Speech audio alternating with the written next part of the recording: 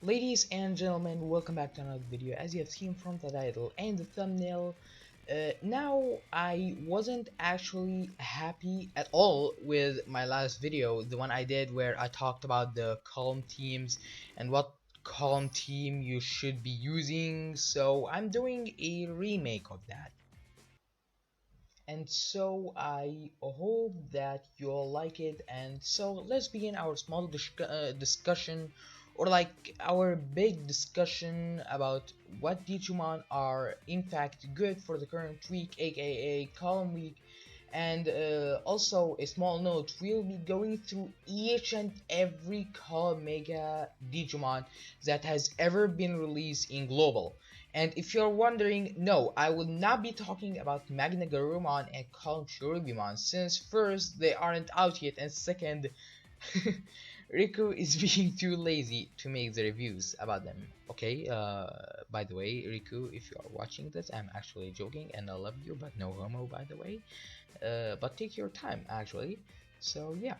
And now I will summarize each Calm Digimon fast, so I hope that you could keep up with me and pretty much understand what I'm about to mention right now. Also, a small note before we begin, most of these Digimon reviews are actually done by Riku from Discord. He is a magnificent and hot and handsome man that has done a lot to the Digimon Rearise community, to be honest. He is pretty much the one who does like pretty much their views, and he is also one of the top players that yeah, he is pretty much one of the top players in the Japan version. So yeah, he's a really good man, and he has done a lot. So please go ahead and check out his reviews on Discord. He really knows what he's doing, and he helps out a lot of people. And if I did any mistakes, there's a link in the description that leads you to the group. I wouldn't recommend going to Facebook or Reddit though, since they don't even know what they are talking about. Discord is the only good place that has the data mines and the reviews as well. Now our first Digimon is Ebimod. Ebimon's main skill hits two enemies, decreases their defense by 20% and has a 55% chance of giving them error. His sub decreases 4 enemies tag by 30% and his passive decreases all enemies crit by 20%. That's okay, but not something you would want to use against all of the other strong Digimon that we are gonna look at later on in the video. Now let's go to second Digimon, Minervamon.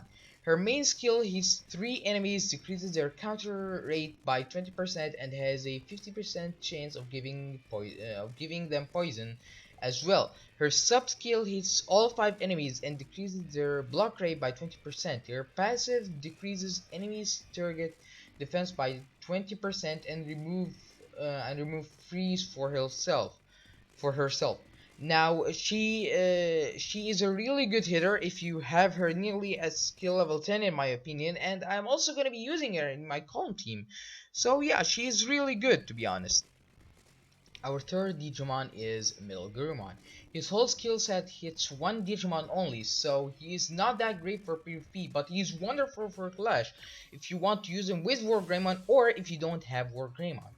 Our fourth Digimon is Rosemon. Her main skill hits 4 enemies, increases all of her allies' defense by 20%, and has a 45% chance to give paralyzed to the 4 targeted enemies. Her sub hits 1 enemy and increases her own counter rate by 40%. Her passive removes paralyze that target calm allies only. In my opinion, she is a very horrible Digimon. If she is your favorite, you could get her, but I won't recommend using her at all in PvP. Fifth Digimon is Wargreymon, Calm version. His main skill hit 3 enemies, boosts his own tag by 50%, and decrease the 3 targeted enemies' block rate by 30%. His sub hits 2 enemies, decrease the 2 targeted enemies' tech resistance by 30%. His passive reduces the cooldown of all calm allies' skill by 30%. 2 times. Like, it reduces the cooldown 2 times, so yeah, and also makes you deal 1.3 times the damage to deft enemies only. His base stats are actually good, and with the own tech boost he gets from his main skill, it could be very nice direct hit per second Digimon with his 30% skill cooldown reduction which could help Digimon like pretty much Silver's Vedraman and other stuff. And it will also help future Digimon too, like in Galgamon Paladin mode and all that.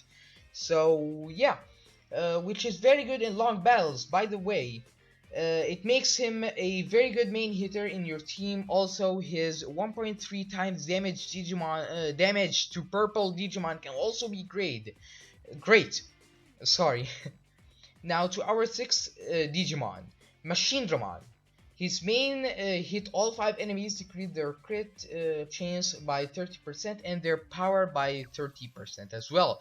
His sub hits 2 enemies and has a 55% chance of giving paralyzed to the 2 targeted enemies. His passive increase counter to all the team, not not a bad Digimon to be honest, but there are better that do far better job than him to be honest. So yeah, on to our seventh Digimon, Vedraman. Main skill hits 2 enemies, reduce the targeted enemy's buff by 3 turns, and increase the count rate of calm allies by 30%. His sub hits 2 enemies, decrease the 2 targeted enemies' defense by 20%, and his passive increase his own crit by 40% and increase his own tech by 35%.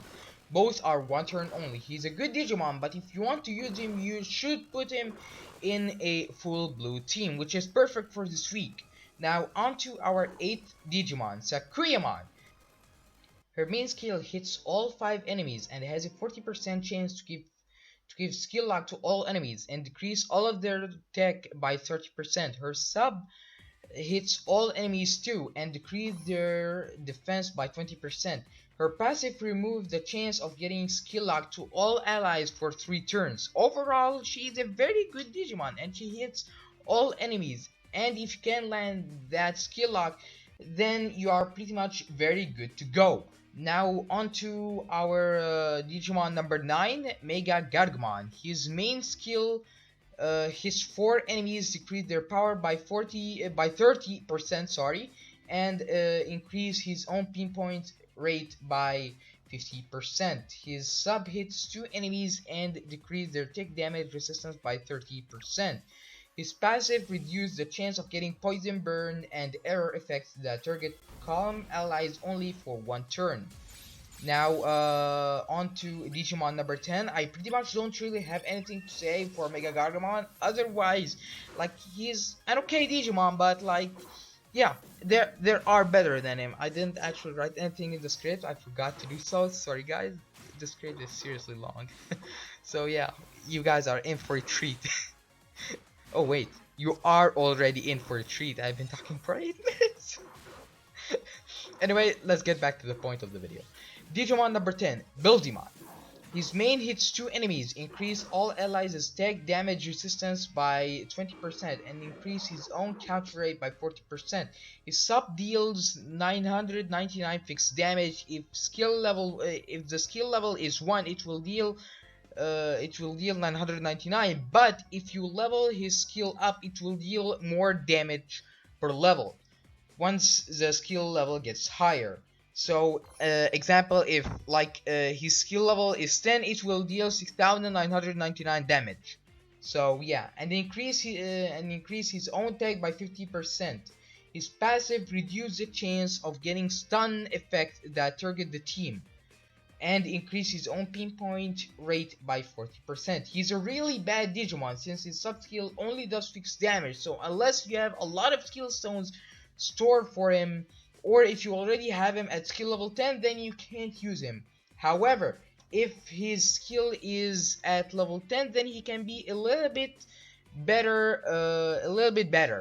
Five more Digimon, I promise, guys. Yeah, this script is very long, to be honest. Digimon number 11, Sylphimon or Kentorismon, however you want to name him. So yeah, main skill hits 1 enemy, decrease their crit rate by 50% and 60% chance to give them burn, and his sub hits 4 enemies and allows all calm allies to evade 1 attack. Whether it's normal or skill, it counts as an attack.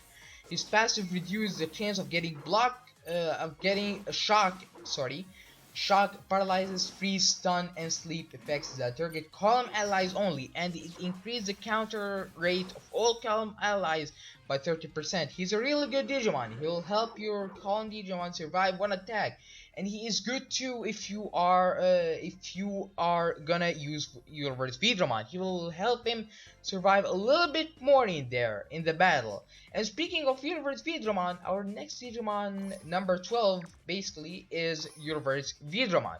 His main skill hits 3 enemies, reduce their buff by 1 turn, and boosts his attack by 50%. His sub hits 1 enemy and decreases their defense by 40%. His passive reduces the attack resistance of all enemies by 20%. And Universe will always go first, even if the enemy has more speed than yours. However, if the enemy has more speed and has a Universe 2 in their team, then they will go first. Universe is pretty much the number 1 clone Digimon in this list. He's a really good Digimon and he is fast as well, so all of you Sonic wannabe people out there have to give this guy a lot, and I mean a lot of speed plugins, or like pretty much strong speed plugins. So yeah, if you wanna run him in PvP so yeah. On to Digimon number 13, Bancho Leomon. His main hits 1 enemy, increases his own crit rate by 50%, and has a 60% chance to give stun to an enemy. His sub hits 2 enemies and reduces the defense of the 2 targeted enemies by 20%. His passive grants all column allies immunity. Immunity is a thing and reducing is another. Okay? By the way, so yeah, in Bancho Leomon's case, he makes all the team immune to the following effects: poison, burn, and error effects for 1 turn only. Increase his own block rate by 20%, and if he blocks any attack, he will take even less damage than usual.